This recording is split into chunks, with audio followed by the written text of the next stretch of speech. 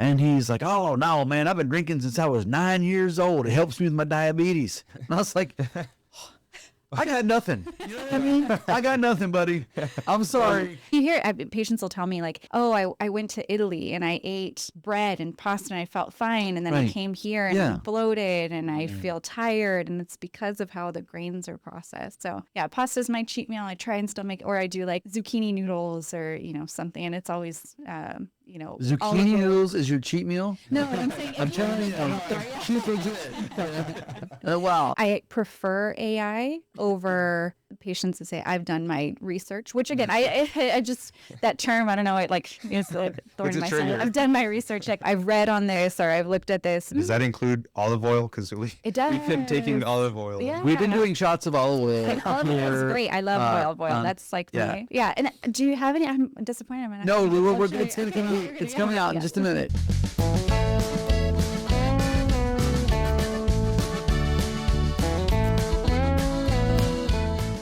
Well, welcome everybody to another episode of On the Border with George Altgelt and Friends. Today we got my primo, Carlos Guerra. Thanks for joining us. We've got Benny on the keys, and our special guest is Dr. Melissa Martin. Thank you for joining us. for having me. I have to disclose that you happen to be my doctor, and in meeting you and being your patient, I felt like, wow, more people should really know that there is this alternative to that mainstream practice of medicine model, because it's I don't know, in my mind, I was like, practice of medicine, that sounds like handing out pills. And healthcare is so much more than just medicine. I mean, hopefully, I was always kind of taught, like, hopefully you can change a lot of things about what you put in your mouth, how you live, how you sleep, your exercise regimen. And then if none of that works in a pinch, then okay, look at those alternatives. How is it that you ended up in this, we call it lifestyle medicine? Am I saying that correctly? Both, yeah. So I'm board certified in lifestyle medicine, board certified in family medicine, and then working on my certification in functional medicine, which is kind of root cause medicine. And kind of to your point, medicine is not just kind of this science that you practice and hand out. It's not algorithmic. It's an art. And I like to view it that way because everybody's story is different. What goes into your health is different. And so, like you said, it's not kind of one or the other, lifestyle or meds. We have to figure out how to do all of it together. And I really focus on trying to personalize my care to my patients, meet them where they're at, look at what their goals are, their health goals, and help them try and fix it, not kind of just, here's the plan, see you in a few months, good luck. And you grew up on a ranch here in South Webb County, is that right? Yeah, I grew up on a ranch in South Laredo on Montana Road. Lived there until I graduated college. I went to TAMU here and then did med school at A&M, residency in San Antonio at Christus, Santa Rosa.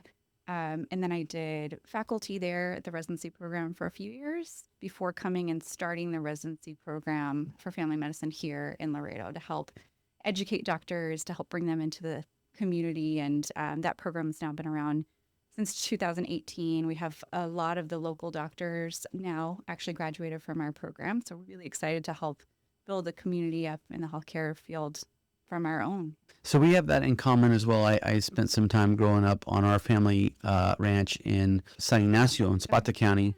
And a lot of who I am, frankly, is, because I spent all those years out there and finding myself in the kind of that natural rhythmic cycle that happens out in the countryside and having that connection to those systems, right? And do you find that your years growing up on the ranch have like influenced the way you practice? Definitely. I love being outside. I mean, I think as much as we can kind of connect with nature is always beneficial for us. It gives us an appreciation for the resources that we have. I feel like it's really grounding. And then kind of in our pre-talk, we were talking about, you asked about 4-H. So that was a big part of me growing up. And 4-H isn't just about raising animals. It's a lot about leadership and responsibility. I first learned about Robert's Rules of Order and running a meeting in 4-H, and actually how you do parliamentary procedure, how to do public speaking. And so I think that really helped develop me into the person that I am today in different aspects. But Well, even like so in the practice of medicine and the practice of law, yeah, we had a cow calf operation, and so that was our flock, right? And so here we were, trying to shepherd this flock, even if it was just from like one paddock to another, or letting that one paddock rest in anticipation for winter because it's going to get dry, and but always being mindful of your flock. And then now in the practice of law, my flock are my clients, obviously my family, friends. We all have our respective flocks, right? We're all pastors in our own way. How rewarding of an experience has it been for you with your flock? yeah, I mean, that's one of the reasons why I love this style of medicine that I'm doing. I have a really small patient panel, so I'm able to spend a lot of time with them. New patients, I spend an hour with at least. Follow up 30 to 45 minutes, kind of depending on what we're going over. My patients text me, call me when they need to, and so you really have that old school doc patient physician relationship. I'm curious, how does that work? So you're saying clients can just text you Yeah. and call you? Yeah. How do you prevent abuse of that system? I mean, I'm sure there's somebody that wants to just call and say, what's up? How do you? And I think that's when I talk to other doctors, that's kind of their first question is like, oh my God, how do you do that? But most patients are really kind of respectful of time and boundaries. If there's ever an issue, I kind of bring it up and say, hey, I have an automated, so it's a HIPAA compliant, so healthcare information compliant system that I use. And so it sends out an automatic text message if it's after hours saying, if this is an urgent thing, Dr. Martin will get back to you. If not, expect, a reply back during business hours. So it's just like a text or a call. Do they ever call and say, hey, my son, or hey, my mother, or hey, my aunt? How do you work with that? And that's been kind of difficult because, again, this is my flock. This is the people I really care about. And a lot of times I know their family members, even if they're not my patients. But that's been one of the things that I try and stick to that boundary because we're trying to respect the patients that are part of the membership. And so I kind of say, hey, I'm happy to see them. This is how they can join and sign up. But I don't really like to give advice if it's not my actual patient. Yeah, it's very different than what you're used to, right? I mean, with the doctor's office, my experience has been, you make an appointment and they tell you if they're available, within 2-3 months, maybe. Yeah, if you're lucky. I mean, Right. There's some waiting lists for new patients that are, 6 months out to get seen, and especially if you're dealing with something that feels really maybe not necessarily urgent, but a big concern for you. I think a lot about like mental health, like feelings of anxiety or depression or weight concerns that they're just kind of tired of dealing with. And if you're told, hey, I'll see you in a few months, that can be really discouraging. Right. Why don't more doctors do this? It's a newer model. It's a little scary to jump into because you're going from this traditional. So just to kind of explain what direct primary Right. care is. So we run on essentially a membership-based model. I look at it as like a year membership that you can pay monthly, quarterly, annually. I don't have any sign-up fees or any cancellation fees for the first ones doing it here. I really wanted to limit the barriers as much as possible for patients. There are some clinics in other places that do those things. I do have, if you cancel and decide to rejoin, I do have a re-enrollment fee to kind of discourage that, not keeping that relationship. But so with that fee that you pay, which is age dependent on how much that is, that includes the visits to the office. So most people, some people come in once a year, a couple times a year. Some people I see monthly, just kind of depending on what our health goals are that we're working at. That also includes other stuff that we do in the office, like pap smears, joint injections, skin biopsies. With the lifestyle medicine, I do a 3D body scanner, which is body composition. So just really that counseling part of it. And what about the people that already have insurance and it's just part of one of their benefits for their job. for the job. Is there any benefit that they could still get from that? Yeah, I would say about 75% of my patients have insurance.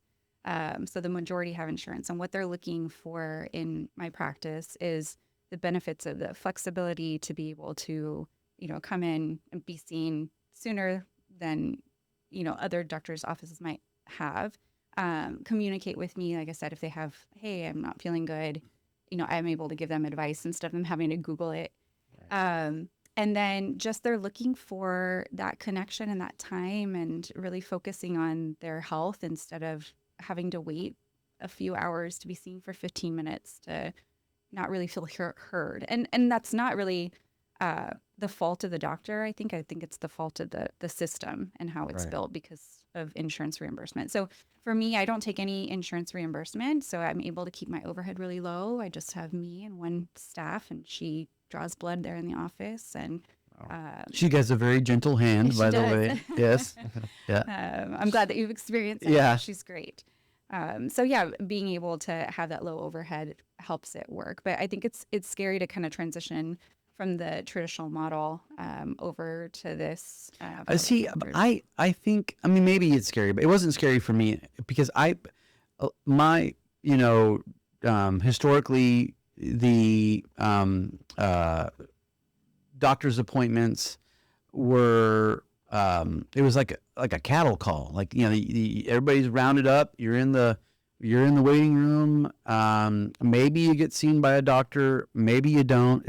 It could be a nurse practitioner. It could be and with all respect and love to our nurse practitioners and PAs, but I from the personal attention was really important, and also the level of depth, because you and I were geeking out on I don't know if it was like the Huberman podcast or one of those podcasts where they were talking about how really little information you can get from a conventional blood draw, right? Like you need more data than just the conventional blood draw. And it seems like the conventional blood draw is like the minimal amount of information that a physician would have in order to possibly prescribe you medicine.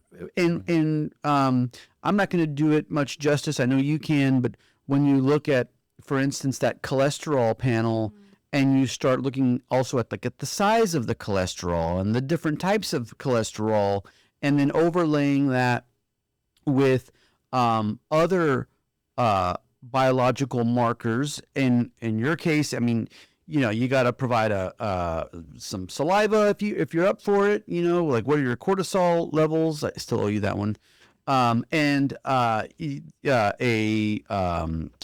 poop sample, right? Like what is your gut biome look like? And because there's a lot of data that's in there that a physician should have in order to be able to tell you, in order for you to be able to make an informed decision about whether you want to start taking medicine or not, because we know that there's risk in everything that you put into your body. In particular, and I think the FDA historically has been very laxed with what's been green lighted and what you're allowed to put into your body.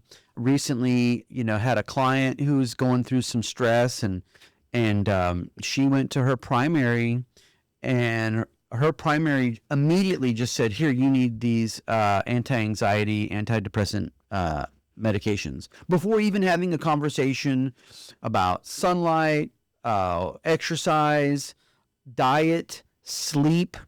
I know a lot of doctors don't want to go there. I go there with my patients. We talk about, like, well, what's your mindfulness practice? What's your spiritual practice like? What sort of tools do you have in your tool belt to help you, get through the valley of the shadow of death and make it, to those greener pastures? And the ease. And I used to be in politics. I tell folks I'm a recovering elected official. And I remember, there's always drama in Laredo politics. And I remember one time, like, the air just got sucked out of the room, right? And And naturally, I was anxious about the nonsense because I had this big target on my back and I had these cave people that were always hunting me, and so I went to go see my doc and he said, I really think you should take this anti-anxiety medicine. And I said, are you sure? He said, trust me. I said, man, okay. I've had that same conversation with clients when they're like, man, are you sure we should do this? And I'm like, trust me. Because the position of a professional, whether it's your mechanic, your doctor, your lawyer, you go to a professional and there's already trust baked into it. It's like, all right, I guess I'm going to trust this guy, right? I mean, I'm paying good money. He's the professional. I'll trust him. And I get home, right? I get with the script filled, and my wife says, "What's that?" And she, the HEB gives all this it's like all this paperwork, right? So she pops open the paperwork and she starts looking at common side effects. She pops the cap open, throws it down the garbage, and she's like, "No, we're not doing none of that." And thank God, because later on in my practice, as I begin to take on more, I primarily do criminal defense. Not all my clients, but a lot of them, especially my veterans, are given so much psychoactive pharmaceuticals, and so many of them rely on that instead of actually, in other words, that's helpful, I suppose, for addressing the symptoms of the disease. But when you're drilling down on the root cause and it's hard to drill down on like hardcore PTSD, like how do you get through that? But there are ways to get through and work through that. A good friend of mine, Rodrigo Ceballos, I think I mentioned him to some of y'all. He's a doctor from Laredo, but he started off as an acupuncturist here in Laredo. And he, after med school, was hired by DOD and pioneered their program of using acupuncture to address, and mindfulness, to address combat veteran grade PTSD. And he said what used to be a handful of pills has now been reduced to maybe one or two, if even, because there are ways you can reset the vagus nerve, right? Just by eye movement and breathing. Like there's all sorts of stuff out there that it seems that traditional medicine, or American Western medicine, doesn't want us to do, because then we can't charge you cradle to grave. We can't get you into the chute and monetize your illness. And don't get me started on the crap that's in the food that then triggers the illness, that then brings about the medicine to treat the stuff that the same integrated corporations all, have. And so what you bring to Laredo, and maybe I'm wrong, to me is a different path forward. And it really breaks that mold. Even just the fact that because health insurance is ridiculous. Yeah. Right. Yeah. And that's what, kind of to your point, I don't think doctors necessarily want to, put patients in the chute and just kind of make money off of them. I think, like I said, it's a systemic system, issue. yes. It's pharmaceutical companies, it's insurance companies, the ones that don't necessarily have the best interest of overall health of the patient population in mind. It's more for profit, and we definitely know that. We see that. And then again, just doctors are kind of stuck with that's the payment model. And that's the driving factor, and you're just too busy to sit down and talk with patients about these things. And then in our medical education, I feel like we don't get enough of it.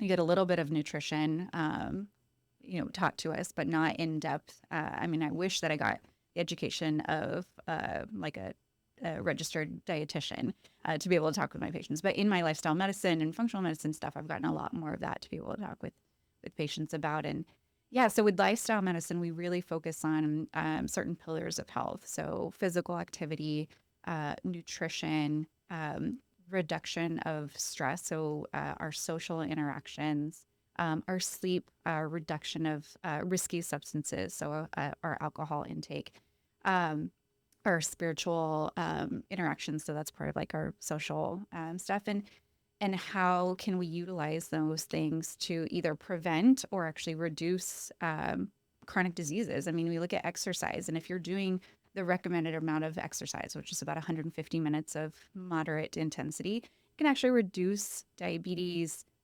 depression, heart disease by about 20-30%.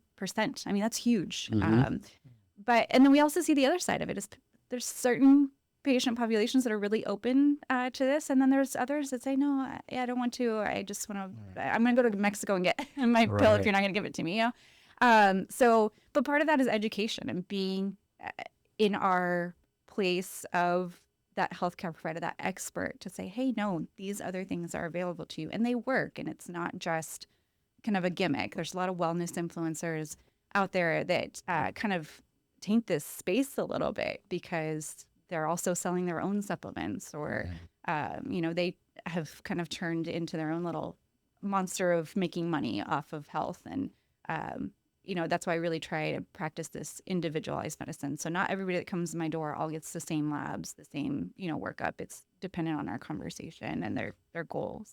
You mentioned that there's different pillars of lifestyle medicine. And I think you mentioned social connection is one of them. How do you test and diagnose social connection? Yeah. It's funny. I don't know if you watched Brian Johnson's Netflix special. Yes. Okay. So as I'm watching that. He's a big Brian Johnson fan. He's very intriguing. Is he good? Tell me he's good. Because if he is, I'm a big fan. If he's not, I mean, I have my skepticism. I call him a study of one. If we look at like clinical trials and stuff, you have your study of, and that's the number of people that you're looking at. He's a study of one. So he's doing all of these different things. Right. And medicine is our health is so complex. There's genetic factors and things like that. But I think it's interesting what he's doing. I think, maybe some good information will come out of it. And I do like that he's like open to adapting his protocol. Like I think one of the things with rapamycin, he came up with his own rapamycin protocol for it. And then I think it was after his Netflix special, he said, oh no, I stopped, doing that because it wasn't as beneficial. But as I'm watching this whole thing, I'm like, you're completely isolated and have this really like codependent relationship on your son. Like it kept popping into my mind, that social connection. But I liked at the end, then he made this running group he realized himself, okay, I need some better social connection. And so he made this running group to try and combat that. But so what I do, and I don't know if I gave you the lifestyle journal to complete when you came to see me, but I have patients do a 3 to 7 day lifestyle journal. And so it documents what they ate that day, how they slept, and sleep was the other pillar that I didn't mention, but how they slept, what their social interactions were, both positive and negative. And so for a lot of people, work is like a area of stress, but can also be a positive social connection. So I have them actually write it down and how they felt about it, and then figure out, okay, what can we do differently? And so for some patients, I literally will write down, you need to call a family member twice a week, or somebody that you care about twice a week, to feel like you're not isolated or alone. Or you need to go on a walk with your kids, 2 to 3 times a day, which helps get that physical activity going. You're connecting with your kids. Not everybody's in front of the screen. So does it ever turn into like a therapy a little bit? It does. I feel like, and it's not a negative thing, but I feel like that connection that I build with my patients turns, into some therapy, which I try and talk with them about, like cognitive behavioral therapy and talking through those things. But I'm not a licensed therapist, so I definitely utilize those resources in the community. We're talking about PTSD, and so the rapid eye movement therapy is something a couple LPCs are doing in our community. Rapid eye movement is REM? So it's like, I don't know exactly how it works, but no, it's actually like you move, you have different stimulation with your eyes. And so it actually helps with PTSD. And then lens therapy is another one. It's like an electro-neurostimulation that helps with anxiety, depression. So yeah, I definitely utilize our trained professionals when it comes to behavioral therapy, which I think that we don't do enough of, and maybe it's a cultural thing too, that not wanting to admit that they want to talk to somebody or not being open to it, but it's getting better. And so I like to start the process with me and, see what else we need to do to kind of reach out to help. Yeah, because Laredo has such a vulnerable community. You know, the Latino component, the dietary component, the some of the predisposition for diabetes and heart disease, and then yeah, there's just a lot of factors that make it a challenging.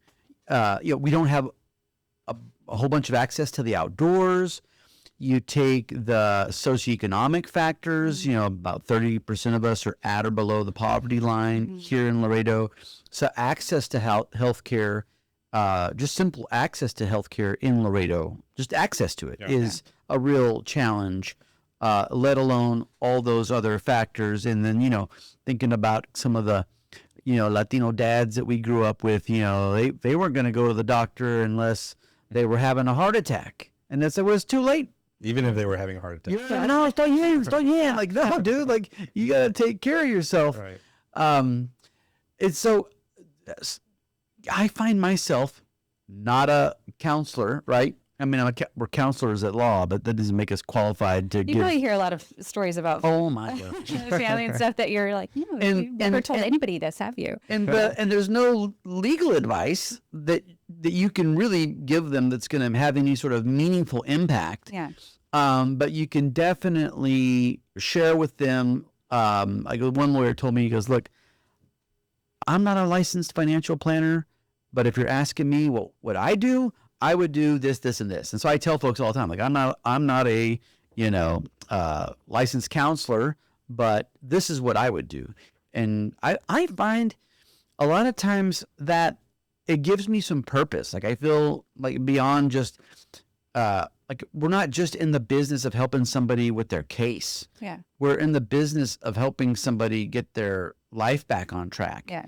And I feel like a lot of times they're giving me so much more than I'm giving them, just because, like, my law office now has this purpose that's bigger than whatever the legal problem is. And so it is a real gift to be where we're at, and I'm hoping that folks will get something good from this, and hopefully seek you out or someone similarly situated to you and figure out what sort of changes to their lifestyles can they make. The other thing that I thought is important to make note of, that when you were done kind of getting lay of the land, from there, your guidance to me was, okay, well, let's first try these supplements and see if we can't make improvements through use of supplements, vitamins, and different herbs and minerals and such. And so I brought my pillowcase full of so to me, well, I guess, how much success have you had in addressing patients' medical needs that maybe normally they would take, I don't know, some sort of cholesterol medication or other medication? How much success have you had through your directing or counseling them to use other natural methods? Yeah. So I look at chronic disease on this kind of spectrum and continuum, really. And so you go from not having the disease to having risk factors or early disease, and then to actually having disease. So if you look at, for example, diabetes, right? So completely normal to maybe pre-diabetic to diabetic. If someone's way over here at this uncontrolled diabetes, I'm not going to say, here, I'm going to cure you with a supplement and take a walk. We're doing conventional medicine. I'm family medicine trained. We're looking at that. But I'm also telling them, hey, I need you to start exercising. We're going to work on your nutrition. We're going to do both of that together, and with the goal of potentially de-escalating medications. And then we're looking at this other end where someone doesn't have the disease, but everybody in my family has it, and maybe you're at risk and you're overweight. So what can we do to kind of prevent that? So that is, again, exercising. We're going to really look at decreasing processed foods, We're going to look at your carbohydrate intake. So really personalized and reducing those risk factors. And then that kind of middle range is what you're talking about, I think, where it's early part of the disease process, like pre-diabetes. We're working on that lifestyle stuff, but also like what's missing in that range and what can we do that's a little bit like more natural without jumping to medications. And so there's pretty good data on several different supplements when we look at like cholesterol, like bergamot is one, garlic is another one. What is that, bergamot? Bergamot, yeah. What is that for? So it can help lower LDL, it can help raise HDL. So LDL is our bad cholesterol carrying particles, and then HDLs are good particles. We were chatting about fish oil, so that is Right. like one of my favorite supplements out there. So That's the one that I take religiously. Yeah. And fish oil is so important. So fish oil is really the omega-3s. We have different fatty acids, 3, 6, and 9. Most of us don't get enough 3s in our diet, and that comes from like fish itself, chia seed, flaxseed are the good kind of sources from that. Most of us don't have enough of that in our diet. And it's really important for cell membrane stability. So helping reduce that cardiovascular risk. You were mentioning your heart rate variability kind of changes when you stop your fish oil. Right. And that's because of that stability is kind of going down. It makes our cell membranes more flexible. So it can bring down our LDL. It can help our HDL go up. And then the particle size. So we want our cholesterol carrying particles to be big and highly dense. Those are the most efficient particles because we need cholesterol. It gets a bad rap. We need it, but we need it to be packaged in the way that's going to help our hormone support. It's going to help our like neurotransmitter support. So yeah, that's kind of where those supplements come in. And again, it's data-driven, evidence-based supplements. I don't make my own proprietary blend that I'm making money off of. I have companies that I look at that have been actually tested, that they're going to give you the amount that's said in there, and So monitoring.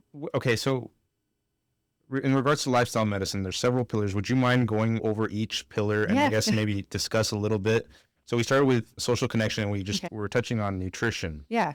Right. And are there any standard supplements or practices that you would tell your patients? And I know there's not one cookie cutter way of prescribing, nutrition to everybody, but just a standard. You mentioned fish oils. Is there anything else that people should look for? Just in a general sense, I have a core food plan that I look at, which it's pretty similar kind of to the Mediterranean diet. So we look at primarily plant-based plus adding in some of those good fats from like fish. And I don't tell people no red meat or no chicken. It's just, really looking at those portions. And in the food plans that I give them, it delineates out like this many portions of proteins, this many of vegetables, based on what their calorie consumption should be per day.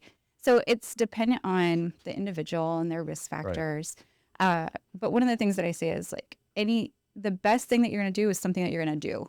So if I give you something that's going to be a complete 180 on your life, you're not going to. Mm-hmm. We talk about SMART goals. So it's something that's like measurable, that's achievable, and it gives a specific time. And so I love, especially like if kids are involved, I say phytonutrient spectrum. So what is that? Phytonutrient spectrum. So colorful foods. I see.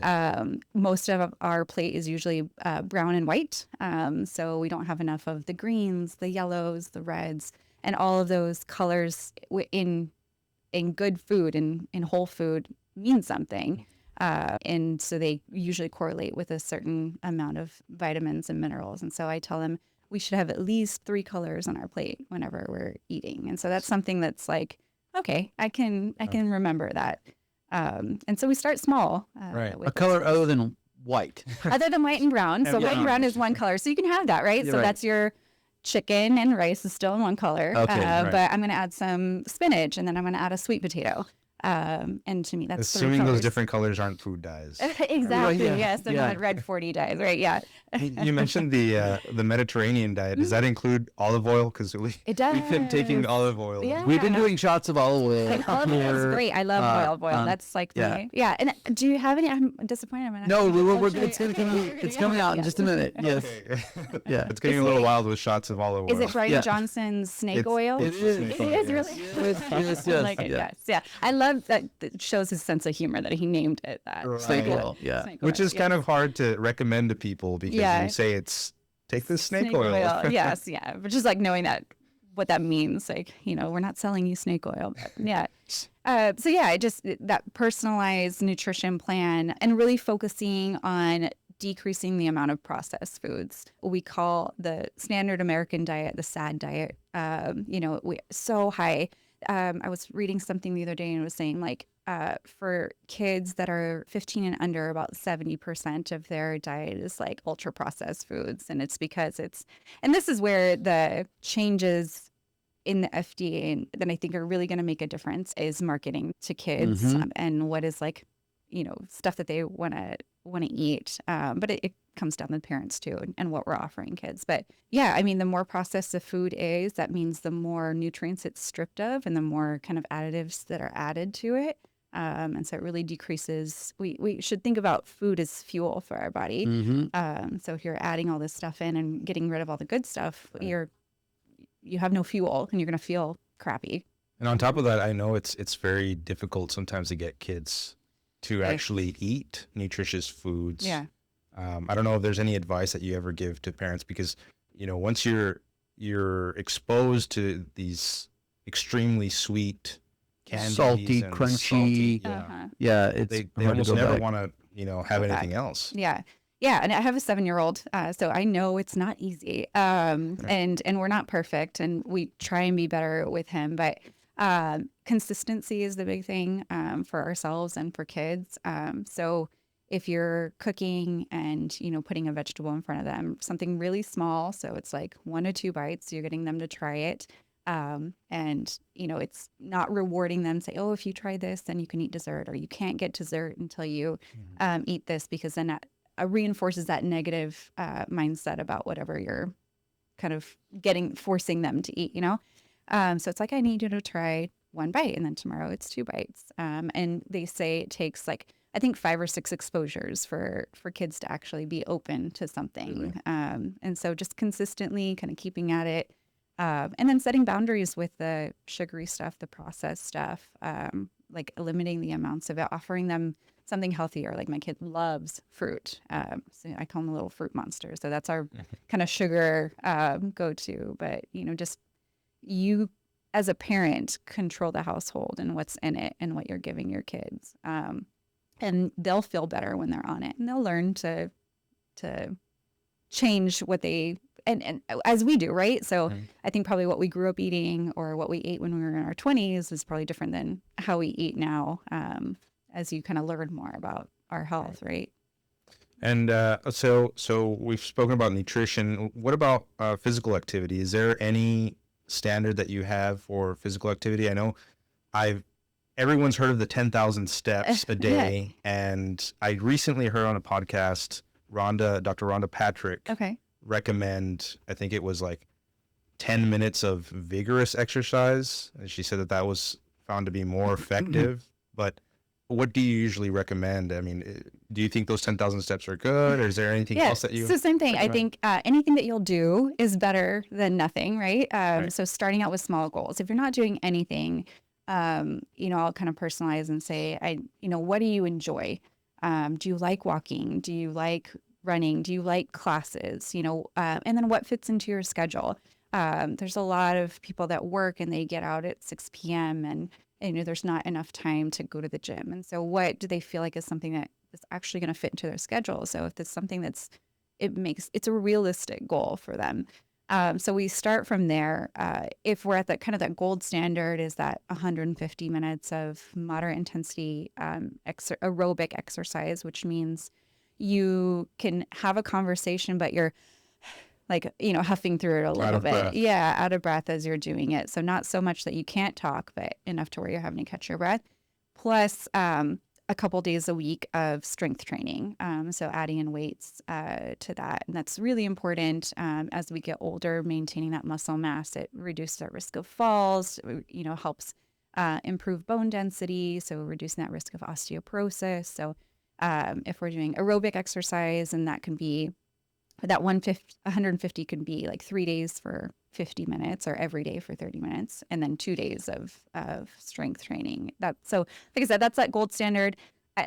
Same thing with medicine. If I tell you, here, go do that, come back in a few months, good luck, that's probably not going to happen for most patients. So say, okay, how can we build up to these goals to make a difference? In the data, it shows that just an hour of exercise a week will significantly decrease your overall morbidity and mortality when it comes to chronic diseases. So just that little goal, if we can get it in, is going to make a huge difference for you, adding on a couple of years to your life, which is awesome, right? And some quality years. Quality life, yeah, right? yeah.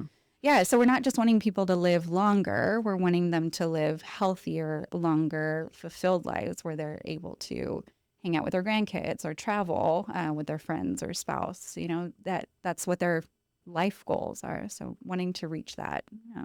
And do you recommend, a time of day that people Everybody's should different. exercise? Yeah. So it's same thing. I try and feed off of what they've done before. There's some people that do really well with waking up at 5 a.m. And doing that exercise, and they feel really invigorated. Some people can't do that because, their kids are at home, and, Right. What are they going to do with their kids? Or if they're doing it at You home. call CPS. Have them show up and hang out with the kids, and then you go get your exercise in. Yeah. And then there's other people that do really well with that. Which is important. Afternoon. Real quick. So I always tell this, we're not giving legal advice.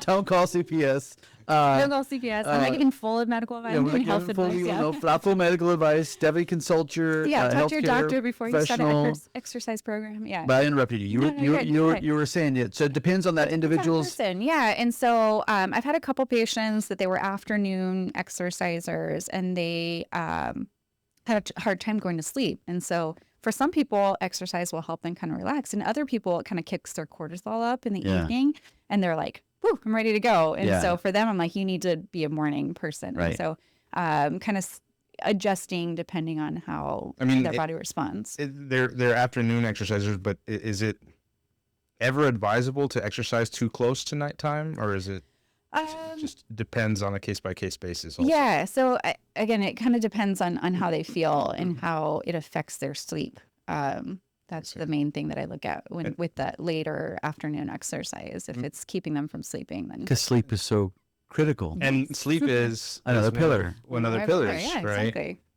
So standard 8 hours? So standard about 6 to 9 hours, and then again, depends on the person. So in that lifestyle journal that I have them fill out, it's how many hours of sleep did you get? Do you feel like it was poor sleep? How do you feel the next day? Do you feel like you were rested? And then, of course, when we're doing that, looking at potentially sleep-related disorders. Do they have signs of sleep apnea? And in that case, I'm sending them to our sleep medicine doctor, Dr. Guevara, here in town, and getting a sleep study, But yeah, 6 to 9. There was a study that kind of recently came out that said women need more sleep than men. And I'm like, yes, I knew it. My sister-in-law was showing my brother, like, see, I'm not, I didn't need that extra. So yeah, it's kind of dependent on the person, and the quality of their sleep. So in those hours, are they getting up multiple times a night? Do they have one of their kids in their bed that's kicking them and keeping them awake? Is their partner snoring? Are they snoring? Right. So figuring out that quality of sleep. And, one of the things we mentioned, Brian Johnson, one of the things he recommends, and I would like to get your take on it, is he says not to eat 4 hours before bed. Yeah. But I've always found that, eating seems to help me fall asleep. I mean, I'm full, I'm happy. Well, wait till you're 50, buddy. and yeah, like for me, I mean, personally, like it's, if I am going to eat in the evening, it needs to be something light, and so I, especially this time of the year, my riding buddy and I, we hit the trails, at about 7 p.m., right? Because it's too darn hot any other time of the day for the most part. I mean, we could do it in the morning, but we've got court usually. So by the time we're done riding, it's like 9 p.m. And so, like, just get something to satiate your hunger, have it be light, and it'll be a nice, like, restful night's sleep. Yeah. Versus something heavy, like you mentioned this earlier. Like, there's no way I could eat now like the way I ate in my 40s and in my 30s, where you'd go and like a steak and a salad and a glass of wine and a dessert. Like, forget it. Yeah. Like, you'll almost be hungover the next day. Yeah. Yeah. At least my metabolism, Yeah. I can't hang like I used to. Yeah. So metabolically, that window of not eating 2 to 3 hours before bed is the best, mostly for like blood sugar regulation. And like you said, what you're eating, we want to have on the lower end of carbs, because carbs then increase our insulin production, which then kind of brings down that blood sugar, and then you wake up hungry. So then it kind of changes that metabolism. So then you're eating early. We also talk, this is kind of the nutrition part of it too, and energy, but like time restricted eating or intermittent fasting is, a discussion that I have with my patients, and some people do really well with it. And some, I say, well, we need to get your metabolism a little bit healthier first before doing that, or start slow and do, we call it a circadian fast. So that's just 12 hours in between your dinner and your breakfast. And that is kind of how it should be. And I think that's where that comes in, that time frame of not eating those. And that would improve sleep. It should improve sleep. It should improve blood sugar, blood pressure, if we're kind of keeping an eye on that clock. Yeah, I find sleep to be one of the most difficult things to get in order. If I have my sleep in order, it's like everything else just Falls into place. works itself out. And these blue light filtered glasses, they're horrible for podcasting because they just look goofy. But they really, because I've been known to jump on my iPad and just pull up some sort of like chill documentary or something before bed, just because will knock me out. Yeah. But I've got to wear my glasses, and then now I just gotten into the habit of just listening to the audio and not even looking at the screen. So if I limit the consumption of media and calories in advance, and then you're still young and you can explore this a lot more than I can. But if I'm tucked in by about 10:30 and out by 11, man, the next day it's game on. Yeah. And it's a big difference. It feels like a superpower. I mean, if you get a full night's rest, it really changes perspectives and the ability to work. And I found it to be one of the best things to do, but it's so difficult to keep up with sleep sometimes. Yeah. And it's, in our medical training, it was almost like a sign of strength. If you're like, oh, I could get through with 3 to 4 hours of sleep. And we just know how like detrimental it is to our health to reduce that. That's when all of our kind of regeneration happens. Right. And so, I mean, our body is meant to do that for a reason. Oh, here goes a bottle of snake oil. Yeah. And those shot glasses are right there up top. But, like you brought up the screen time, right? So same thing. I tell people no screens for an hour before bed. And so a good transition is podcasts. So they can listen to your podcast. Not that this is going to put them to sleep. We would but... hope not. We would hope not. Although we've had a couple of sleepers. But, just having just that audio without that visual, the lights, the stimulation. And I tell people no murder mystery podcast either before bedtime. You don't want to dream about that. Yeah. I mean, anything on the phone, if I'm watching or reading anything, even just posts, it'll keep me up. Yeah. I mean, I have a little bit of a routine. As soon as I get out of the shower, I don't have any contact with anything digital except my Kindle. Yeah. And so that's my MO, because I won't fall asleep if I have a screen with me. Yeah. And then making sure that your room is a good temperature, blackout curtains, so minimal light coming in. I love sound machine.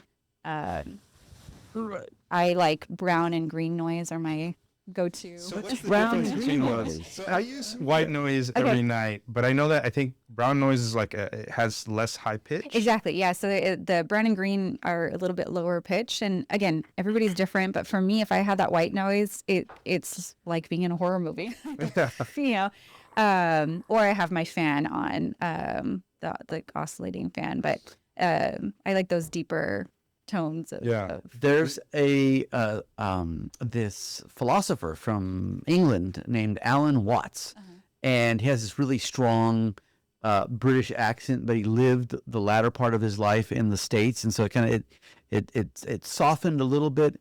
And so he was an Episcopalian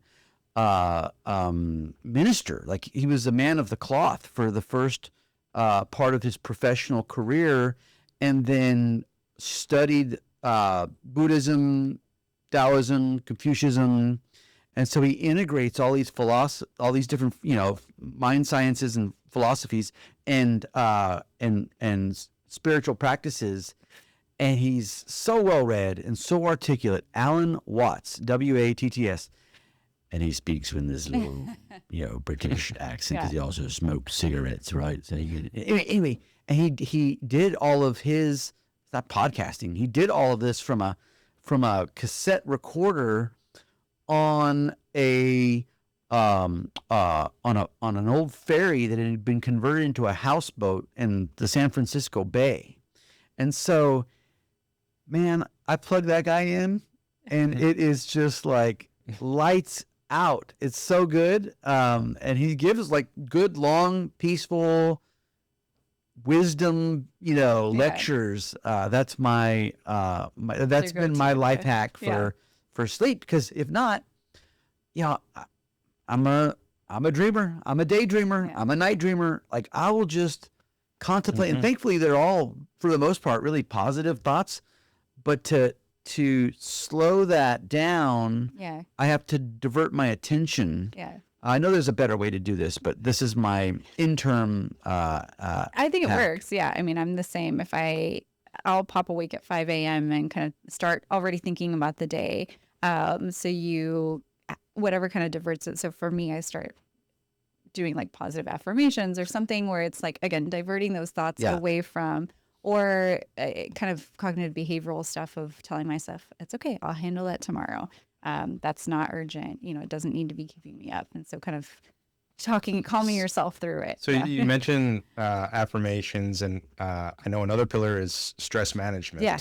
Right. I was looking at the website, and under stress management, I saw mindfulness. Does that have any connection to mindfulness meditation? Yeah. So mindfulness can be a couple of things. It can be breathing techniques. So one of those that I'm a big fan of, kind of resets that vagal nerve, is 4-7-8 breathing. So you inhale for 4, hold it for 7, and then exhale for 8. And do a couple rounds. And that's really helpful if you're in a stressful situation. It kind of tells our cortisol, like, cool it. We're not getting chased by a lion. It's going to be okay. So doing a couple rounds of that. There is mindfulness in the setting of, like, you can do it with your 5 senses. Okay, this is something that I can see. This is a sound that I'm hearing. This is something I'm physically touching, smelling. So it grounds you in what's going on, to where you're not kind of spiraling. And then again, kind of CBT of, I always use this example. You're driving to work and you're already late because the traffic was bad. And then somebody cuts you off and you slam on your brakes and your coffee spills and it's all over. And so you're just in that kind of tension. So you take a deep breath, you do your 4-7-8 breathing, and kind of say, all right, what can I fix about this situation? Going and cutting that person off again is not going to make it better, right? Riding somebody, tailgating somebody, not going to help that. I can clean that coffee up when I get to work. It's going to be fine. I'm safe. I'm going to put on one of my favorite songs that always makes me happy, and that's going to help me calm down. And it's going to be okay because I'm already a few minutes late. Just feeling this way isn't going to make a difference. So those kind of things that you're retraining your brain, you can't control everything around you. You can control how you react to it.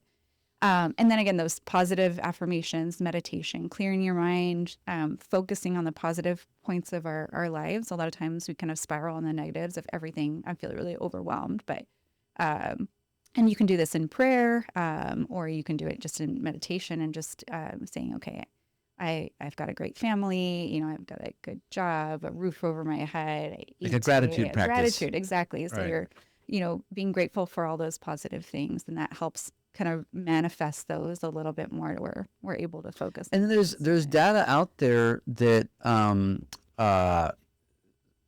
is indicative of when you go through your gratitude checklist, there are different chemicals that are released Right. in the body that just like chill you out. Yeah. Like you're like, Right. well, then what am I so upset for? I was this other guru I used to listen to a lot. He ascended already, Wayne Dyer, and he would say, the simple fact that when you flip the light switch on, like there's electricity, and that when you open the fridge, there's food, and that when you turn on the water faucet, there's water, Clean water. clean water. Yeah. That Taylor will be automatically, happy that I'm saying clean water. yes, clean water. Yes, it automatically puts you like in the top 10% of the world's population Top 10% for what? of Of health, of- or of like just like of socioeconomic status. Like if you're yeah. there, Yeah. in comparison to a slum in New Delhi or in South Sudan, that's in Sudan in general, that's in the middle of a climate crisis, drought, civil war. I mean, you could be in Palestine right now, fighting over a grain of rice at a refugee camp. Yeah, I often find that thinking positively or prayer or just having gratitude is often overlooked. It really does change the outlook of my day sometimes. There might be somebody that has a negative attitude towards you or something, and it's so easy to want to have that negative attitude back. Right. But if you take a step back and you separate yourself and you kind of you try to remember what you're grateful for and just wish good on others, it really can change your perspective and have ripple effects on so many other areas of your life. Yeah. The tool belt, like I was telling a client this yesterday, like, well, what do you have in your spiritual tool belt? As ye think, so shall you be. I mean, there's a lot of great proverbs that you could just put in your tool belt, and that's a great multi-tool, because where the spirit goes, the body follows, has been my understanding. And then when you do get cut off or confronted or some awkward drama situation, I'm reminded by the words of Jesus, forgive them, Lord, they know not what they do, because Right. we're all carrying around different, childhood traumas and other experiences that have created these neural pathways that no longer serve us necessarily at this stage in life, when you're like, okay, I mean, if I feed into that, it's going to only generate more drama. I think Shakespeare said, forgiveness is the smell a flower makes when you step on it. Yeah, you're like, okay, you know what? I want to I'm gonna smell like a 478. flower. Yeah. I'm gonna Yeah. And, a lot of people like to quote that the Bible verse, and I can do all things through Christ who strengthens me. And Yeah. I think it was Peter, was in jail when he wrote that. Right, right. So it's, just thinking about that strength and where it comes from, and, how, like you said, tool in our tool belt.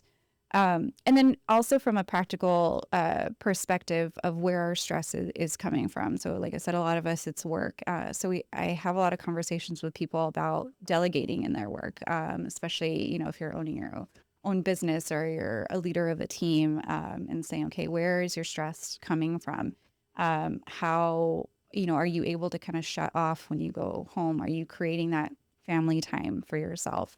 And those social connections, and or someone. I have one of my patients, so she's a professional volunteer. She's on all these committees and all this thing. And I said, let's take a look at at these, and which ones bring you joy? Which ones do you feel like you're making a difference in the community? Which ones are like the ones where you feel like they're using your time?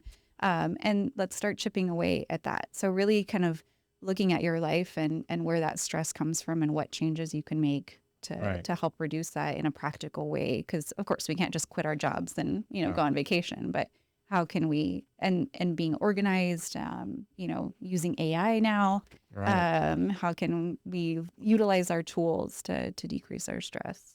Now, you mentioned a couple of things. I want to ask you, how has AI changed how clients approach you? Have they come, I imagine there's a lot of clients that consult AI and then consult you. Does it make their questions harder? Do they come more misinformed? What have you noticed? Not as much.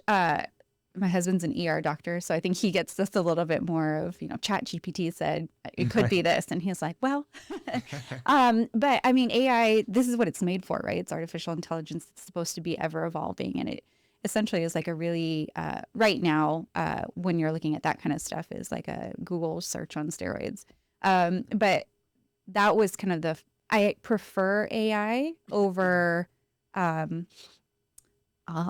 patients to say I've done my research, which again, I just, that term, I don't know, it's like thorn in my side. I've done my research, like I've read on this or I've looked at this, but because when you just Google search, you're able to find that bias, right? Of like the supporting bias of, oh, this is the thing that I'm going to click on because it's the answer that I'm already looking for. Versus AI kind of tends to get that unbiased view of everything that's out there. To give that But you still have to fact check the AI. Exactly. You still have to fact check it and see where those sources are coming from. And so whenever there's, and I never meet that with animosity when someone comes in and says, I read this or, saw this. I said, well, let's look at it together.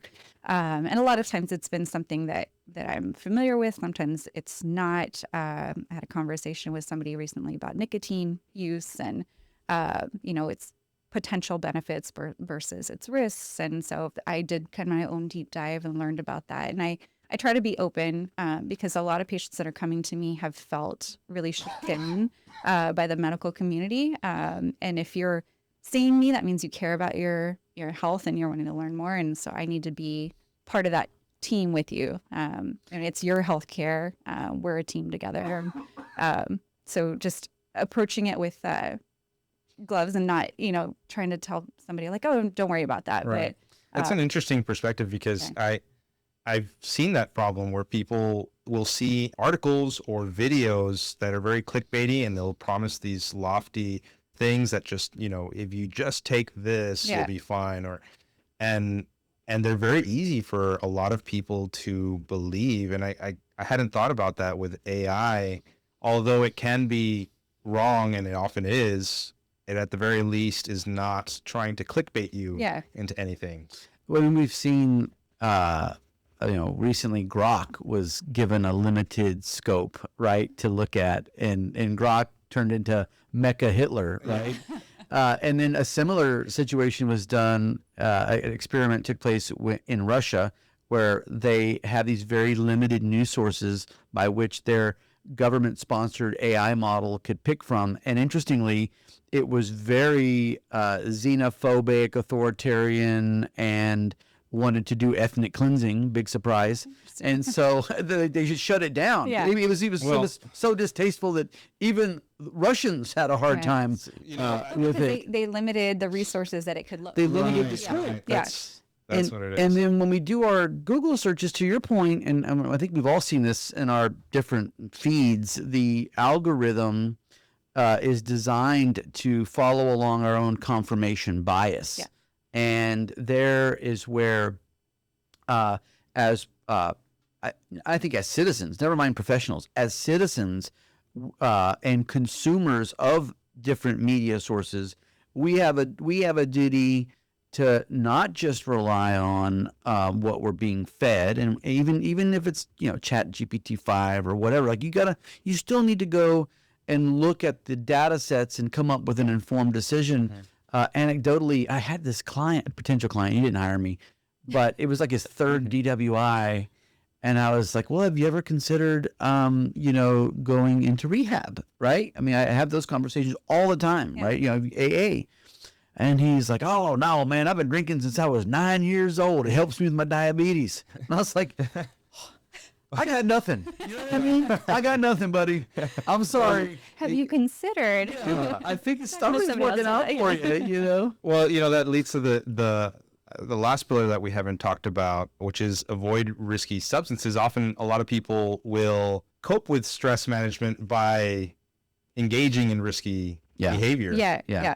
And it's funny, as you were saying that, I was thinking about social media, and that's kind of on the stress pillar.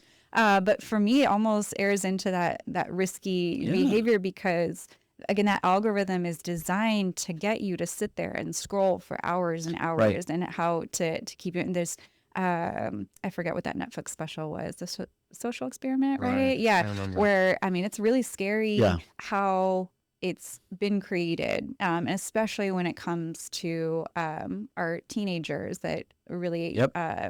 are developing their selves during that time. So another big conversation I have with my patients is, how much time are you spending on social media? What does that look like for you?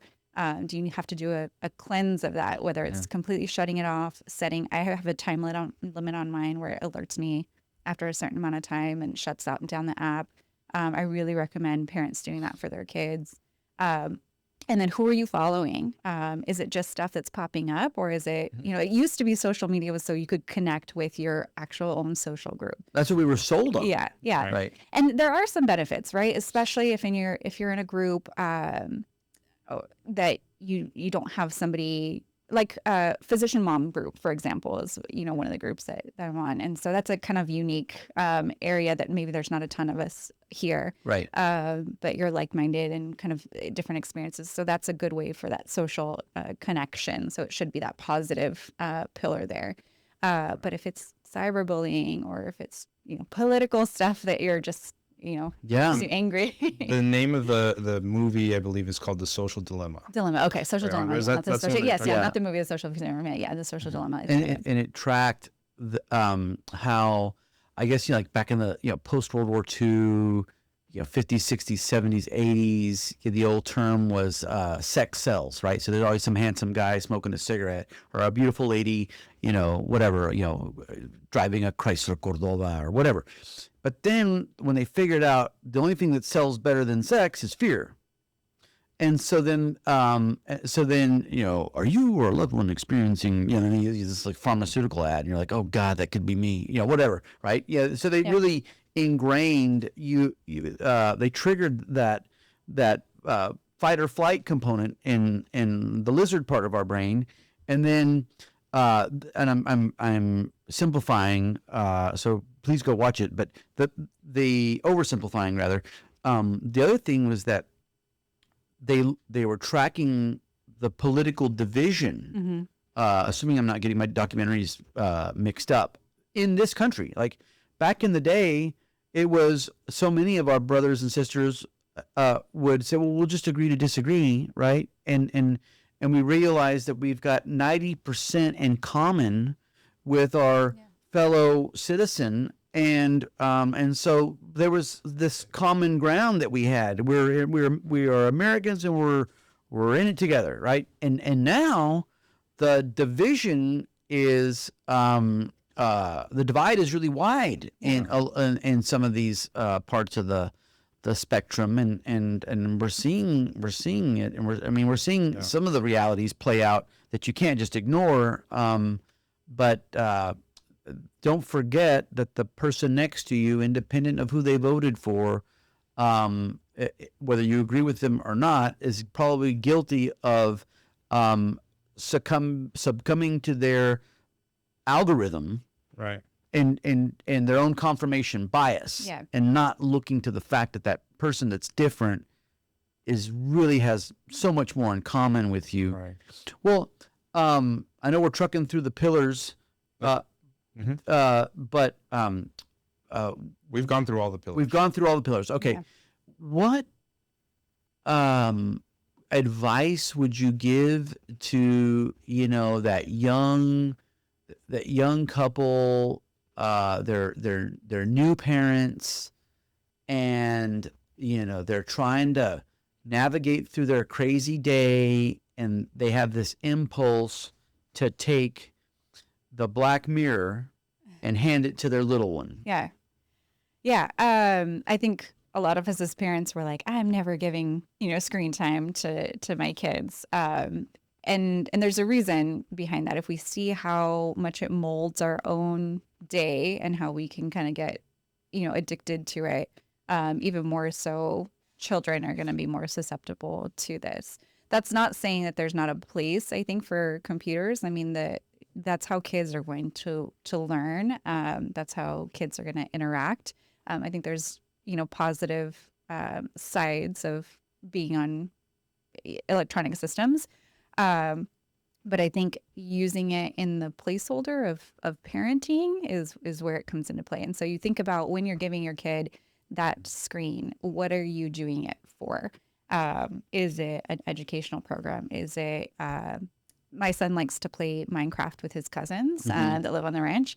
And so, they're talking and they're building and they're doing creative stuff and kind of. It's like digital Legos. Right. Exactly. Digital Legos, and they're creating their own storylines. And I know it's just them. We don't have it open to like anybody else that he can. And so for me, it's kind of like playing with them. And we try and do that as much as possible. But during the school week, it's a little bit harder. But he also every once in a while will be on kids' YouTube, and that's like, all right, you've watched a couple of these videos, let's cut it out. And it's, again, only kids, and we're always listening. So just know what you're giving it to them for. Is it, okay, so I can cook dinner, and what are the alternatives? Do you have all your toys that you can go play with? Setting time limits for it, I think, is a really important thing and kids thrive on that. They thrive on that structure. So if you say, hey, yeah, you can have your screen for 10 minutes. Right. And whether that's setting a timer, we have like the Google Home. And so we'll set Google Home timers all the time. And when that goes off, it's off, and you stick to that boundary too. Right. Not like, oh, okay, well, 5 more minutes, because then kids learn, all right, well, if I just whine enough, I'll get that 5 more minutes. So the content of what you're giving them, the reason why you're giving it to them, and then setting those boundaries. And then also like, making sure that you're making time for them, especially for working parents, wanting to have that interaction with your kids. And that playtime is really important, joking around with them, having like family game night, so that it's not completely taking the place of that. But so not no screen time. And there's some people that will say absolutely no screen time, but. And there's an app that I just started using for my kids. I've blocked. I have Minecraft. My kids also like Minecraft. And they like Minecraft and they like YouTube, kids YouTube. But what I did is I installed Khan Academy Kids, and they have to complete a certain amount of assignments before they get Minecraft and or YouTube unlocked. Yeah. And so that's kind of motivated them to, complete their assignments on Khan Academy Kids, and then they go to YouTube or Minecraft, which, I mean, Minecraft has been pretty good, and sometimes I socialize with them there. Yeah. And then YouTube is pretty good if you go into the settings. Yeah. And I don't know how many parents do this, but you can go into the settings and hand pick the videos that they're allowed to watch. So before, I would hear all this junk that kids watch, and it kind of bugs you. You know, they're watching that stuff, and when I went and I made the shift and I actually picked the videos I wanted to watch, it just gave me a sense of calm, because there's a lot of little things that I think you can tweak that will make sure that they are at least learning something. And they stopped asking so much for the iPad once it was just a bunch of educational material. Yeah. Once you kind of set those boundaries for them. Yeah, there's a lot of great educational apps. My son liked reading.com. It was a really good one. Now he's a pretty proficient reader, but it really helped him, and it helps them. They kind of slide along, sounding out the words, and there's little like games that they can do with it, but kind of focusing on what apps are on there. But I like that. So reading.com, is that does that comply with the ARs? I know they have No, AR standards. yeah. So that one's more just of actually learning to read. So like sounding words out and practicing out those. But yeah, AR.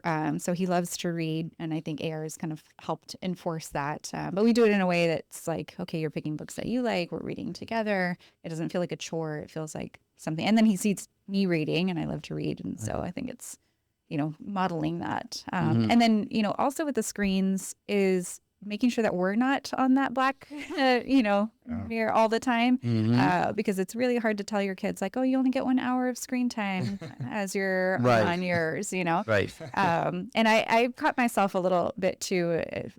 My son will tell me, but Mommy, you're on your phone. And I'm like, all right, okay, phone's right, down. good. Okay. Yeah. Good. Yeah. And then just making a point, it's okay, phone's going to be over here. And I mean, we're always connected. I have my Apple Watch too, but I'll sometimes just take that off too if I know there's no likelihood that something unsafe is going to happen if I don't have it. So where can people find you if they're interested in becoming a patient? What's the first step? Yeah, so my clinic is Access Direct Care. I'm on Rocio Drive, 7110 Rocio Drive, Unit 10. They can check out our website. It's www.axis, so AXIS, directcare.com. They can call or even text our phone, 956-396-0028. We also have an Instagram. I don't post a ton because, again, wanting to kind of limit my social media, but and I'll check those messages every so often. But if they really want to kind of get a hold of me and have questions, calling or texting is the way to go. And they can book an appointment on your yes, website? So my website has, so if you're interested in joining, there's a Join Now button.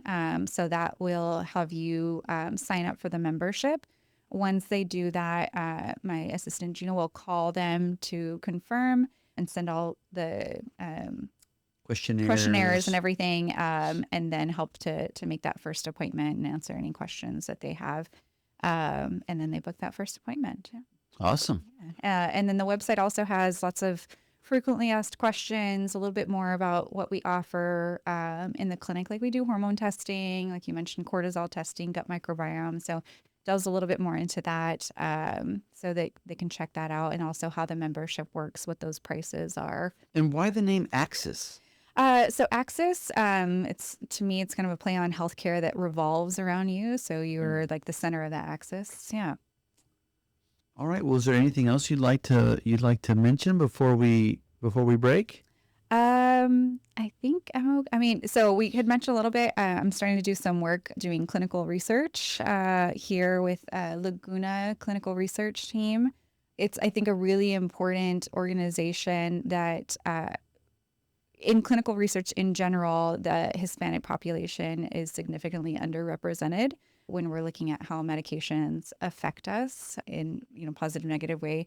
And so this site is really important to get these clinical trials in. It also opens doors to our patients for potential therapeutic options that might be available to them, especially they do a lot of oncology studies. Right now, we're about to do a prevention of flu in a non-vaccine way. So wow. It's a long-acting antiviral, so kind of like Tamiflu, but it's a shot that you get. So patients that are at like high risk for getting the flu or complications of it. So to me, it's just a little bit different of pharmacologic implications versus vaccines. So something that actually, works on the virus itself. So we're starting that one in September. But if somebody's interested in looking or thinking about what's new is out there, and for me, I like to be on the forefront of medicine and kind of whatever that looks at. And I hope to be doing more studies on lifestyle, bring more in on like lifestyle and implementing those changes and kind of opening up those doors in clinical trials of how lifestyle can add on to the therapeutic effects of medications and kind of what we're already doing real life in my practice. But so yeah, if they're interested in that, they can check that out on, they have a Facebook and an Instagram as well. And it's Laguna Clinical Research. Laguna Clinical Research. Yes, sir. Well, thank you for joining us.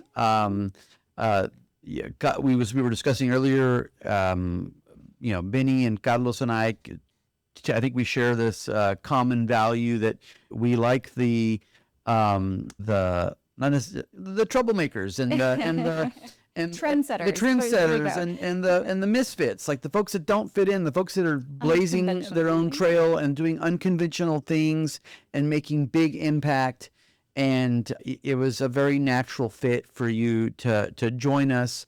And I'm grateful that you got to pollinate here in our garden, and hopefully other folks will take a look and go check you out there at accessdirect.com. accessdirectcare.com. accessdirectcare.com.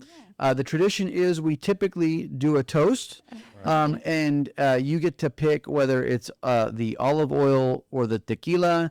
You made your intention very clear. It's the olive oil. No, you've given a very heroic shot of olive oil. Yeah. It's good. But by the way, so our go-to salad dressing at home is this olive oil in particular, with some fresh squeezed lemon, some Parmesan cheese, salt, pepper, maybe a little oregano, and man, it's perfect. Like you don't need ranch or vinaigrette or Things that have a ton of sugar in it. No, it's so simple. And people always ask us, you've asked me, what's up with this salad dressing? Like, what's the deal? And it's so easy to make, and it's so good for you. Yeah. So you get to pick. What are we toasting to? To health. Well, naturally. Yeah. All right. Naturally. There we go. To Health. Right to health. To hell. My brother. Cheers. Cheers, primo. Cheers. Crossed. Let me do that. Duh. See, this burns less than tequila. Yes. Yeah. But it still has that little It's got spice. Little that spice little to it. bitty bite there at Yeah. the end that is I find myself like that's kind of my benchmark for other olive oil. Like if it doesn't have that, then it's just Then- not snake oil, Yeah. right? That's not Right. snake Yeah. oil. Yeah. Yeah, which you have to be very careful about this type of olive oil. I Yeah. mean, Yeah. I'm sure you probably have something to say about this. I know that they often replace different types of oils, or they mix different types of oils, which And are call not- it olive oil. Yeah. Call Call it it olive. not 100% olive oil. I guess real quick before we break, because we could probably talk about oil for a long I was time. just saying, I went on this kind of Let's hear it. patient Tell us. asked me about it, and they were talking about beef tallow, right? And Uh-huh. so just talking about different oils and versus beef tallow versus butter, and the healthy options, and so I make a little chart about those and why they're important. So the big thing is heat. So their heat point, their stability with heat. So beef tallow is actually pretty stable. Right. Olive oil is way up there. Avocado, coconut oil are way They don't up there. denature. Exactly. They don't denature, which creates these aldehydes that are like carcinogenic. So that's really what that comes to. So I'm a pro beef tallow in Yeah. moderation. Oh, so yeah. Not only that, right? We have to have a mix. So our omegas in those different formats are really important. There's a great grocery store in San Antonio called the Pullman Market, and so they have this phenomenal butcher shop, and they're always just cutting away lots of fat, and so the guys there just started making beef tallow, and they insisted that I try it, and so I was like, all right, I tried it. So I took it home, and I sauteed some veggies in beef tallow, and it was pretty awesome. Right. It was So phenomenal. that shouldn't be your only go-to. Right. But it's not kind of the seed oils is the other side of it. So Because it's the that sunflower stuff oil. is you're not good, as I understand it. So those are not stable with heat. And so if you are using those in a dressing, they're going to be less dangerous. Right. But if they're used as part of the processing of a food, that means they're probably heated. If you're frying things in them, not great. And especially when we look at like fried foods, if you go to like any of the fast foods, they have that bucket of oil that they're reusing and reusing and reusing. And that is really what makes that oil the most dangerous. So I love me some Chick-fil-A, but I was going to say, the most delicious. yeah, right. Yeah. But yeah, I mean, I think in just looking at things in moderation and making those small changes. And Just the oils that you use, and Yeah. that's not that big. Like for us at our house, we just use, we use, like I said, the olive oil for our salad dressing, Yeah. and we'll use avocado oil if we're gonna high heat cook. stuff. Yeah. Something at high heat. I'll use a little butter. I'll use a little tallow. every now and then, and I pretty much won't deviate from those. Yeah. And there's no reason to, right? I mean, we don't. Right. Those have good flavor. They have good health benefits with the olive oil. There's not really a reason to have canola oil anymore. No, because back when we were, pre-agricultural revolution, we weren't eating all that seed oil in those large quantities. Yeah. We were eating our DNA is designed for a much different diet, and the more you can track a Mediterranean diet, the better you're just going to feel. It's been my personal experience. Yeah. Yeah, and it all comes back to that individualization of it and making those small changes. And then listening to your body. I mean, you feel really great when you sleep well, like you said. You feel great when you're, getting physically active, and when you're exercising and eating well, and, it starts to become part of that habit. And that's what we're looking to create, is those healthy habits, not diets. And I bumped into you at the grocery store a while back, and I looked into your grocery cart, and I was like, hopefully it looked good. like she practices what she preaches. For the most part. She's legit. She's legit. Yeah. Well, cool. Well, thank you for joining us. Thank you for Thanks having so me. much I for really being enjoyed it. And Benny, thank you so much, pleasure. man, for giving us a hand. Problem. Actually, I have one question. Oh, let's have it. As a doctor, what's your cheat meal? What's your go-to as a cheat meal? Uh-oh. I love pasta, but I have a wonderful husband who hand makes pasta. Oh, do you know? I do, and I said, can you do it with einkorn? Which I don't know if you've heard about einkorn What's pasta. that? It's an ancient grain flour, so it's not bleached. It's lower on the gluten profile. And it came out delicious. So How do you spell that? Einkorn. Okay. Yeah, my brother got me into it, and you can Google it and see like the whole history. It was this, again, an ancient grain, and this family kind of brought it back to being popular again because their daughter had a celiac disease, and so figuring out a way for her to be able to have gluten in a way that, and you hear patients will tell me like, oh, I went to Italy and I ate bread and pasta and I felt fine, and then I Right. came here and Yeah. I'm bloated and I feel tired, and it's because of how the grains are processed. So yeah, pasta is my cheat meal. I try and still make, or I do like zucchini noodles or something, and it's always Zucchini olive oil. noodles is your cheat meal? No, I'm saying I'm telling you, she's legit. Wow. and cooking with olive oil and maybe a little white wine. Yeah. It's not canned Alfredo sauce Right. with my pasta. If you're gonna do it, you got to do it From scratch. the good way. Yeah. Yeah. Yeah. A friend of ours, a colleague of ours, just got back from Dubai, of all places. And he was there for like a week and change, and his Crohn's disease went into like full remission. Yeah. Wow. And he said, man, if that isn't a testament to the garbage that's in the SAD diet, Yeah. I don't know what it's. And that's he eats pretty clean when he's here in the States, but just sourcing, those good, foods that don't have all the garbage in them. Yeah. Because even not too long ago, they watered down the standards for organic food, right? Yeah. And so it says organic. I mean, okay, but that doesn't mean what it used to be. Yeah. So take the time to source. Things. Yeah. I posted on my Instagram not that long ago, but there's a list called the Dirty Dozen, and they are the fruits and vegetables that are most likely to have the highest levels of pesticides in them. So those are what you should be buying organic. And they do this testing, including all the vegetable washes and stuff like that. So they're still, and there's really great studies that show inflammatory bowel disease like Crohn's has significantly increased with with ultra processed foods, Right. As far as time frame. And yeah, I mean, you can really help your health by paying attention to those things. But again, systemic error issue. If we're not, don't have the ability of these foods, not everybody can have a garden in their backyard, Right. to get the most organic. And even then, my dad's an organic farmer and sells organic soil. and he sources turkey manure and cow manure and tests for Roundup. And it's become so difficult for him to source manure that doesn't have the glycophosphate or whatever it's called, the Roundup in it. And that stuff, I mean, the half-life on it is Forever. Yeah. yeah, Forever chemicals. Right, and right. Those kind of things. Yeah.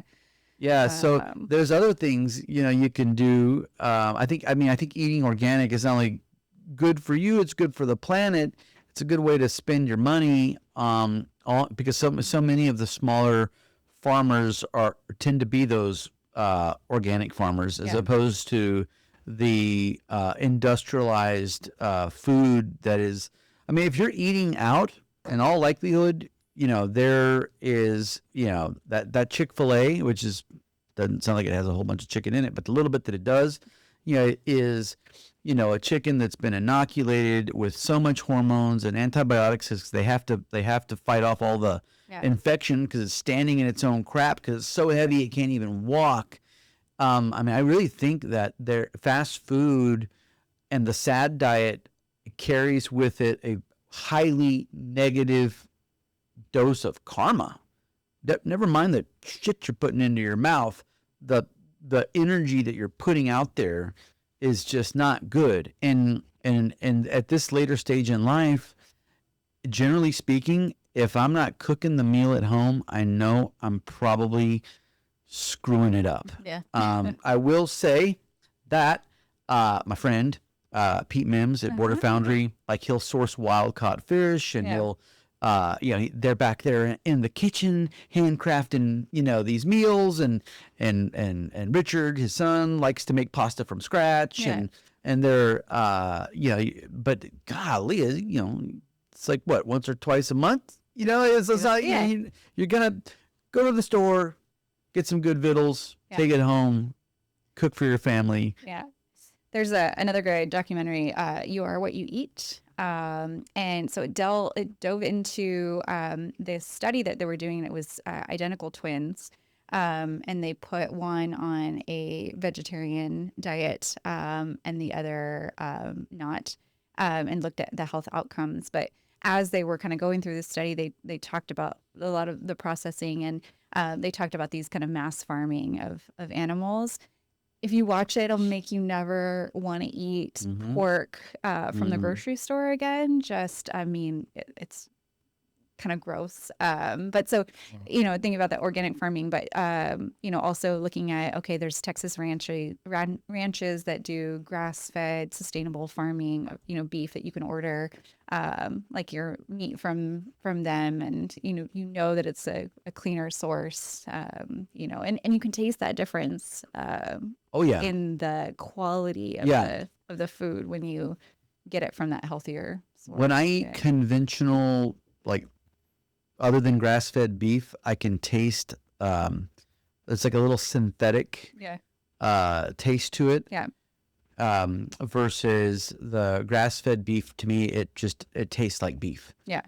And chicken. I was gonna say tastes like chicken. Yeah. Or eggs. My mom has chickens, we get her farm-raised eggs, and I mean the yolks are actually a dark color. They're much more like rich tasting. Right. You can really tell that difference when because they've been out scratching around and eating bugs. And well, we have it's a really cool. It's a fancy trash can, my husband calls it. It's called the mill.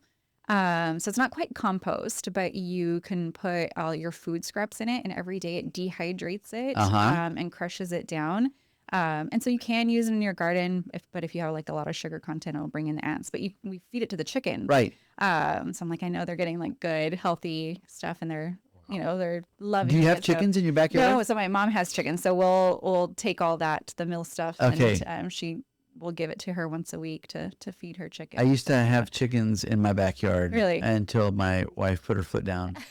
Because I wasn't on, because you got to be on top of it. You know what I mean? I'm actually afraid of chickens. So, really? Yeah. I got attacked by a rooster when I was little. Got attacked by roosters when we were little. Yeah, it's part of it. You go into the coop and then they come at you. No, this was my little car, and it jumped up and was attacking me. And I got scratched in the face. Oh, wow. When I was a kid. Yeah. And so but then I got bigger than the rooster. And So I go to my parents and Yeah. the chickens come at me. I'm like, nah. yeah, Yeah. But so you had but we would you had- feed the table scraps Yeah. to the chickens. to the chickens. Yeah. And they would give us eggs. Yeah. And it was a beautiful relationship. Yeah. Yeah. It It was was symbiotic. yeah, they just relationship. roamed Yeah. around in the backyard. Yeah. But then you kind of had to keep them contained because then they start, pooping on the patio. Yeah. There's a lot of chicken drama Yeah. at the house. Yeah. I finally caved and we gave them a nice home. Yeah. Gave them to a buddy of mine. And then sourdough is the other thing we love to do. You guys make your own sourdough? We do, yeah. Do you now? Yeah. So my mother, she's in the fridge right now, but I try and make it every couple weeks. Okay, wow. Yeah. There's a lady right down the street, Abby Willett. Yeah. So my mom took Abby's class. Okay. And then she gave me part of her mother, and kind of told me the stuff that Abby had taught her. So my mother's from Abby's. Yeah. Abby's set. Starter. Yeah. So then you're asking, what's your cheat?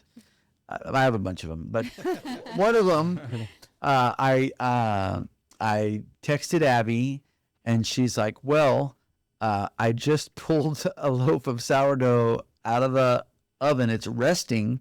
You can pick it up right now if you want to." I was like, "Well, of course." So I ring the doorbell. I give her my money, and she hands me this still warm loaf of sourdough.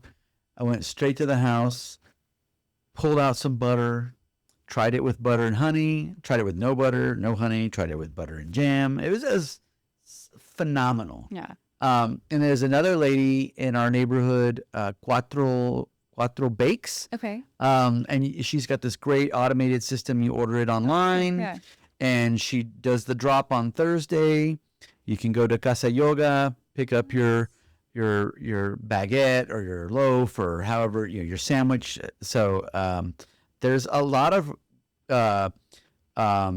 little micro bakeries Yeah. that are kind of popping up here in town. And I love seeing that. I love seeing Laredo become healthier. Yes. And through the form of these kind of small businesses. Gora Azul is another one. So they. Oh yeah, George Mapus. George and Tracy. Mhm. They have their honey that they make and all their vegetables. And Yep.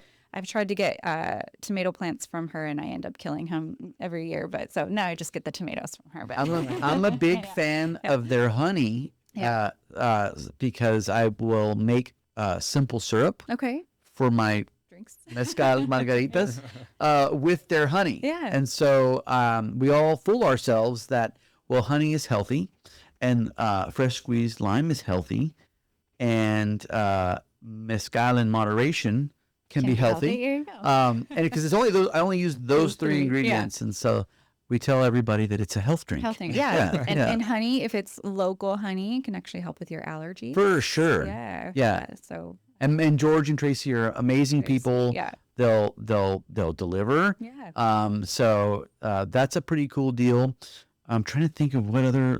Oh, well, they have the Laredo Center for Urban Agriculture. Oh yeah. They That's turned really the old cool. Canseco house into this neighborhood farm, and they're growing a lot of food. There's a group of viejitas in the El Azteca neighborhood that are now have a little plot. The agricultural group, how do you get that produce? Are they selling That's it? a good question. Okay. I think the model that they have right now is that if you show up and volunteer, when it's harvest time, you get to take a little bit home with Very you. cool. Yeah. I mean, true community. Very community-based gardening. based. Yeah. That's awesome. Yep.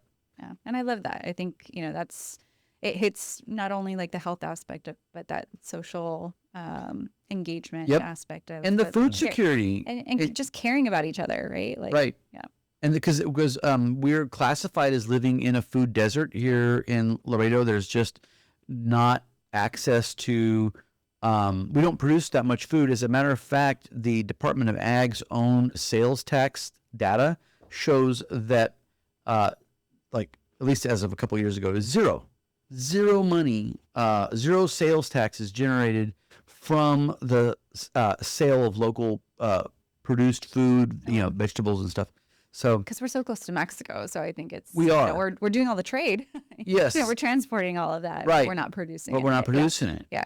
Well, thank you for. I know I could talk to you guys forever. I know, us Thanks too. for doing that. Us Well, too. this time we caught the conversation, after good we stuff, said yeah. goodbye. Right, you're right. Because a lot of times we just hit stop and then we just keep going, yeah. keep talking. Yeah. So I'm glad we'll probably keep talking a little bit more after we hit the stop button. Well, again, thank you all for making this podcast Pleasure, you. a really good podcast. Enjoyed it. Awesome. Guys.